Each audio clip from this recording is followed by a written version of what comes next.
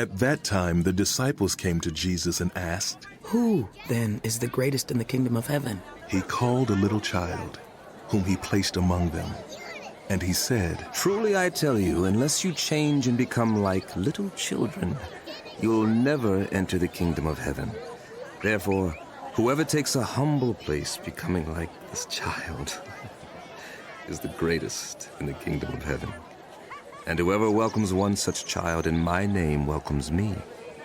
If anyone causes one of these little ones, those who believe in me, to stumble, it would be better for them if a large millstone were hung around their neck and they were drowned in the depths of the sea.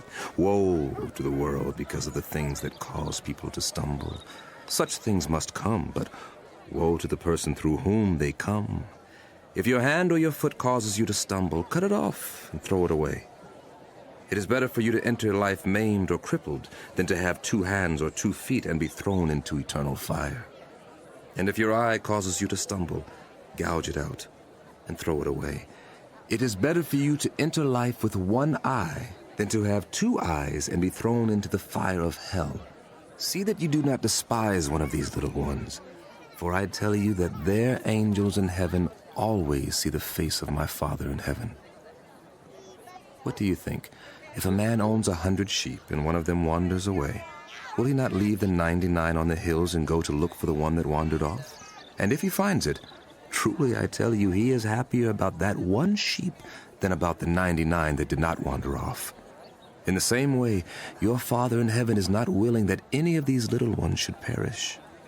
If a brother or sister sins, go and point out the fault, just between the 2 of you. If they listen to you, you have won them over. But if they will not listen, take 1 or 2 others along, so that every matter may be established by the testimony of 2 or 3 witnesses. If they still refuse to listen, tell it to the church. And if they refuse to listen even to the church, treat them as you would a pagan or a tax collector. Truly I tell you, whatever you bind on earth will be bound in heaven, and whatever you loose on earth will be loosed in heaven. Again, truly I tell you that if 2 of you on earth agree about anything you ask for, it will be done for you by my Father in heaven. For where 2 or 3 come together in my name, there am I with them."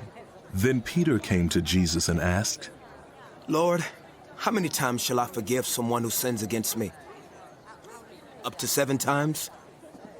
I tell you, not 7 times, but 77 times. Therefore the kingdom of heaven is like a king who wanted to settle accounts with his servants. As he began the settlement, a man who owed him 10,000 bags of gold was brought to him. Since he was not able to pay, the master ordered that he and his wife and his children and all that he had be sold to repay the debt. The servant fell on his knees before him. Be patient with me, he begged. And I will pay back everything. The servant's master took pity on him, canceled the debt, and let him go. But when that servant went out, he found one of his fellow servants who owed him 100 silver coins. He grabbed him and began to choke him. "Pay back what you owe me," he demanded. His fellow servant fell to his knees and begged him. Be patient with me. I will pay you back. But he refused. Instead, he went off and had the man thrown into prison until he could pay the debt. When the other servants saw what had happened, they were greatly distressed and went and told their master everything that had happened. Then the master called the servant in. "You wicked servant," he said, "I canceled all that debt of yours because you begged me to. Shouldn't you have had mercy on your fellow servant just as I had on you?" In anger, his master handed him over to the jailers to be tortured until he should pay back all he owed. This is how my heavenly Father will treat each of you unless you forgive a brother or sister from your heart.